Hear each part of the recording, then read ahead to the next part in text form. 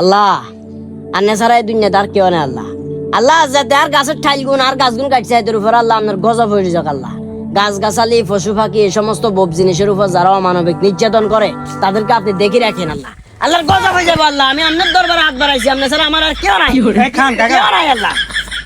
আমি ডাক্তার কারে তুই ঠাইল ছাড়ি গালি গালাস কারে করেন গালি গালাস কারে গালি গালাস তোরে করে আমি ঠাইল লই যান কোনটি ঠাইল ছাড়ি দে তুই ইজে লই কোনটি যান ঠাইল তোর নেই জায়গা আনেন নাকি জাগা আন যে হিলাই আয় তো জাগাতে গাছে গুণ রুইছি জাগা কিন্তু হেনা তোর আসিল না, যেন গাছ রুইছি হেনা আন্ডা জায়গা আসিল।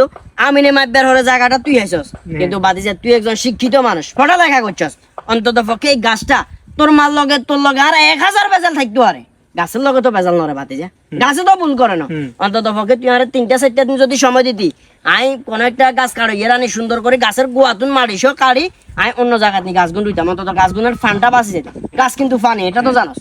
তোর হিন্দি যে খাদ গুণ যেত গাছ কাটবার কারণে খাদি গুণ তোর করলে পরে মারি দি পূরণ করে দিতাম, কিন্তু ওই যে গাছটা কাড়িয়ে লাইলি একবারে লজিকটাকে কার পছন্দ হইছে।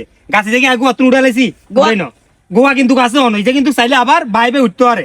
কিন্তু আমনে কথা এটা হচ্ছে কি মানে গাছ এগুন কি এগুলা ঠিক আছে, এগুলা এক ধরনের ফান, এগুলো জীবন আছে, এগুলো বেড়ে উঠে। আমনে যে আরাম মার সালি কুই কত ফাইন মরক এগুন ফুটফুট দে ইট মারি হাত মারি যেগুন মারি লাইছে এটা জবাব কোনে দিব এটা জবাব শালার বুঝাই তুই হ্যাঁ এগুন মারছ তো এগুলো এটা তুই কোনোদিন নিজে নিজে ইয়া করছস?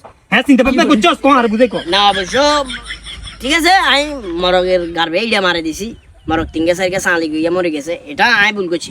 কিন্তু গাছ এগুন কাটবার আগে তুমি কাকারে কোন উচিত আছিল? ইজে সারা গাছ আর গোগা আছে সারিয়া আজকে বেগুন কাটিলাম আমনে কি করবেন করিয়েন দান অন্যায় করে কিন্তু দাগ করে থাইল দেন তুই থাইল দে চল যা